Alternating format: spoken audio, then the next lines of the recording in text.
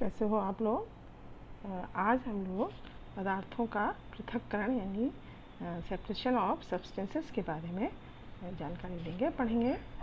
जैसे कि आपको पता चल रहा होगा, सुनाई दे समझ में आ रहा होगा कि पृथक यानी कि किसी चीज़ को अलग करना यानी सेपरेट करना, तो वो होता है पदार्थों का पृथक्करण। यानी जैसे किसी पदार्थ में से उस किसी पदार्थ को अलग करना है। हमने ऐसे बहुत सारे हम उदाहरण अपने दैनिक जीवन में देखते हैं। जैसे कि अगर आप लोग देखेंगे, क्या हम सभी के घरों में चाय बनती है, तो चाय बनती है, चाय के लिए हम क्या होता है, चाय पत्ती वगैरह डालते हैं उसमें। तो जब हम चाय को स्ट्रेन करते हैं यानी कि छानते हैं छन्नी से, तो चाय तो कप में आ जाती है और छन्नी में चाय पत्ती रह जाती है। तो जैसे ये देखिए इस चित्र में दिखाया जा रहा है कि केतली से चाय को छान रहे हैं और कप में चाय नीचे है और चाय पत्ती इस छन्नी में रुक जाती है। तो और दूसरा उदाहरण हम अपने जीवन में देखते हैं कि जैसे हम अपने घरों में बटर मक्खन सभी इस्तेमाल करते हैं, तो वो मक्खन निकालने के लिए भी हम क्या करते हैं, दूध या दही में से जो है मथानी से मथ कर भिगो कर उसमें से क्रीम को बाहर निकालते हैं और उससे जो है बटर बनाते हैं। जैसे कि आप देखेंगे गांव वगैरह में चरनर की सहायता से दूध या दही को भिगोकर मक्खन निकालते हैं। तो ये हमारे दैनिक जीवन के बहुत एक दो एग्जाम्पल है जो हम रोज़ ही देखते हैं कि पदार्थ को कैसे पृथक करते हैं। तो एक ये चीज़ है कि किसी पदार्थ में से किसी ऐसे मिश्रण में से पदार्थ को पृथक करना पदार्थों का पृथक्करण कहलाता है। पृथक्करण करने की कई सारी विधियाँ होती हैं, जिनमें से कुछ साधारण विधियाँ हैं, उनके बारे में हम पढ़ेंगे। आप अपने घरों में देखते हैं कि पोहा या दलिया नाश्ते में खाते हैं, तो इसमें क्या डालते हैं, चिलीज़ वगैरह डाल देते हैं। तो चिलीज़ से क्या होता है, जैसे ये देखिए पोहा है, तो इसमें ग्रीन कलर की चिलीज़ है, चिलीज़ डाल दी गई है। तो चूँकि चिली जो होती है बहुत ही तीखी होती है, तो आप लोग को तीखा लगता है, तो उसमें आप क्या करते हैं, उसे हाथ से बीन कर निकाल देते हैं। या फिर जैसे आपको आम और अमरूद इकट्ठे मिला के दिए जाए और आपसे कहा जाए कि आप जो है इनको अलग कर दीजिए, तो आप क्या करोगे, एक डलिया में आम को निकाल डलिया में आम रख देंगे और दूसरी डलिया में अमरूद। चूँकि ये बड़े बड़े पदार्थ हैं, इन्हें तो आसानी से अलग कर लेते हैं। या फिर बाज़ार से जैसे हम अनाज लाते हैं, दाल या चावल, तो जो उन्हें बनाने से पहले क्या करते हैं, उसमें जो पत्थर या कंकड़ या डंडियाँ वगैरह होती हैं हाथ से चुन चुन कर बाहर निकाल देते हैं। तो ये जो हाथ से हम चुन चुन कर बाहर निकालते हैं, ये विधि हमारी कहलाती है हस्त चयन विधि। कौन सी विधि कहलाती है, हस्त चयन, जिसे कि इंग्लिश में कहते हैं हैंड पिकिंग। यानी कि हम हाथ से ऐसे पदार्थों को बाहर निकाल देते हैं जो कि अनुपयोगी है, जिनका इस्तेमाल नहीं हो रहा है, नुकसानदायक है। जैसे चावल में से पत्थर, तो उन्हें हम उसे हाथ से चुनकर बाहर निकाल देते हैं, वो विधि कहलाती है हमारी हस्त चयन विधि। अब तो दूसरी विधि है हमारी थ्रेसिंग। थ्रेसिंग विधि में क्या होता है, दूसरी विधि है हमारी थ्रेसिंग। जैसे अभी तो हमने हाथ से चुनकर पत्थरों को बाहर निकाल दिया था, जैसे कि ये इस चित्र में दिखाया जा रहा है कि हाथ से चुन कर अनाज में से पत्थर या कंकड़ को हम बाहर निकाल देते हैं। अब चूँकि किसान का खेतों में बहुत अनाज एकत्रित होता है और जिसको हम बीन कर आसानी से बाहर बालियों में से बाहर नहीं निकाल सकते हैं, तो उसके लिए क्या करते हैं किसान, मोटे मोटे डंडों का इस्तेमाल करके उसे गट्ठरों पर उसके करते हैं, गट्ठरों को पीटते हैं, जिससे कि अनाज के कण बाहर निकल जाते हैं और बालियों में से। तो इन डंडियों से अन्य कणों को अथवा अनाज को पृथक करने की, डंडी से अन्य कणों अथवा अनाज को पृथक करने की प्रक्रिया को हम थ्रेसिंग कहते हैं। क्योंकि डंडों से पीट कर अनाजों को पृथक किया जाता है। कभी कभी जो होती है थ्रेसिंग करने के लिए किसान बैलों का भी इस्तेमाल करते हैं, और बैलों का इस्तेमाल करते हैं या थ्रेसिंग मशीन का भी इस्तेमाल करते हैं। जैसे आप देखिए इस चित्र में किसान जो है मोटे मोटे डंडे से कूटकर अनाज को बाहर निकाल रहा है। तो ये विधि हमारी कौन सी विधि हुई? थ्रेसिंग विधि। कौन सी विधि हुई? थ्रेसिंग।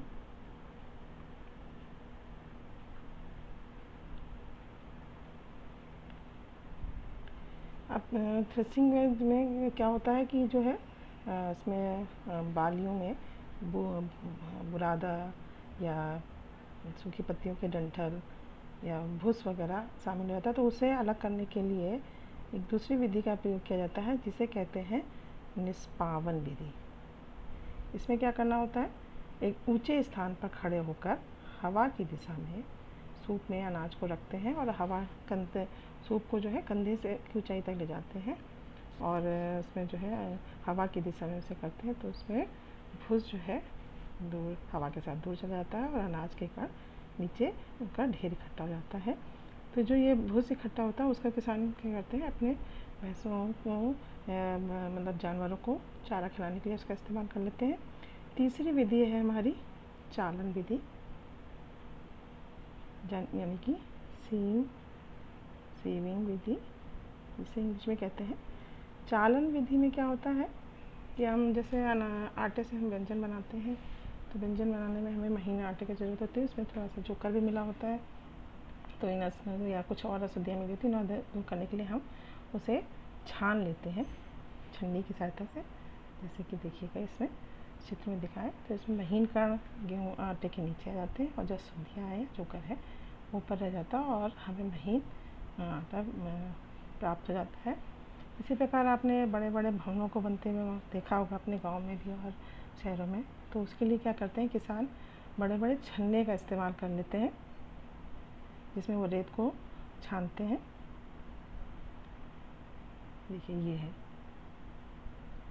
इसमें क्या होता है? महीन रेत नीचे चली जाती है और जो कंकड़ पत्थर है वो ऊपर रह जाते हैं और महीन रेत प्राप्त हो जाती है। तो ये है चालन विधि। अब इन सब के अतिरिक्त भी एक दो तीन विधियाँ ऐसी हैं, जैसे ये अवसादन, निस्तारण तथा निस्यंदन। जिसे कि अवसादन को कहते हैं इंग्लिश में सेडिमेंटेशन,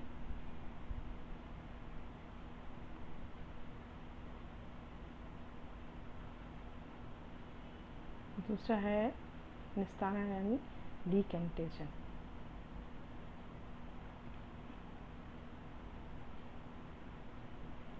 तीसरी है फिल्ट्रेशन।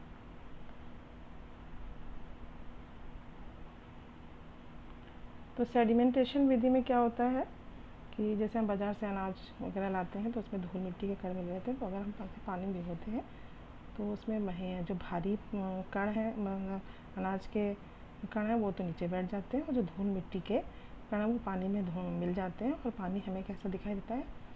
पीले रंग का या मटमैले रंग का दिखाई देता है। अगर हम इसे बिना हिलाए टेढ़ा करके निकाल देते हैं पानी को, तो वो होता है निस्तारण विधि यानी डिकेंटेशन विधि। अब डिकेंटेशन और सेडिमेंटेशन के लिए लिक्विड में भी हम एग्जाम्पल ले सकते हैं। जैसे कि आपने तेल और पानी को मिला दें, उसके बाद हम उसे रख देते हैं थोड़ी देर के लिए, तो देखते हैं दो परत बन जाती हैं, जिसमें ऊपरी वाली परत तेल की होती है और नीचे पानी की होती है। उसे टेढ़ा करके टिल्ट करके और उसमें तेल को हम दूसरे बर्तन में निकाल लेते हैं। अब आपने देखा था अभी कि हम चाय बना रहे थे, तो चाय भी छानने के लिए भी हम छन्नी का इस्तेमाल करते हैं। डिकेंटेशन से भी कर सकते हैं, लेकिन उसमें क्या होगा?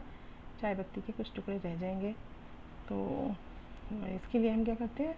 स्ट्रेनर यानी छन्नी का उपयोग करते हैं और छान लेते हैं। तो इसे कहते हैं फिल्ट्रेशन विधि।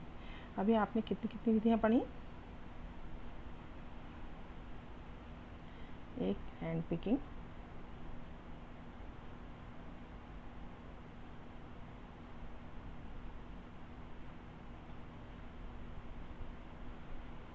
थ्रेसिंग,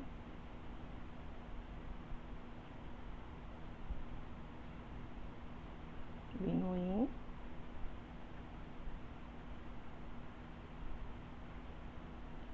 सीविंग फिर थी हमारी सेडिमेंटेशन, डिकेंटेशन और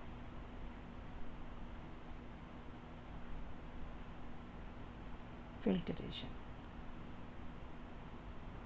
तो हमने ये 7 विधियाँ पढ़ी जिसमें हम पदार्थ में से पदार्थ को पृथक करते हैं। अब आपको हम अपने घर में काम करने के लिए, होमवर्क करने के लिए कुछ प्रश्न देते हैं जिन्हें आप जो है अपने घर में नोटबुक में नोट करेंगे।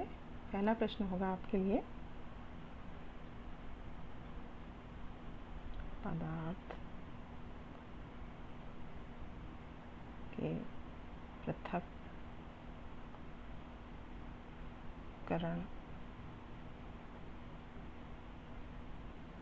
से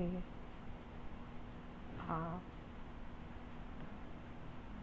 क्या समझते हैं?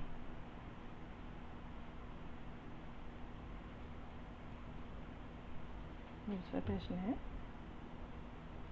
पृथक्करण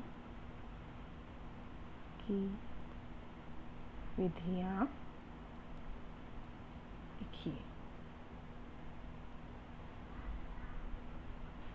ठीक है, अब आप लोग इस होमवर्क को अपनी नोटबुक में नोट करेंगे और इसके बाद हम फिर अगले चैप्टर पे आपसे मिलेंगे। तब तक के लिए बाय बाय।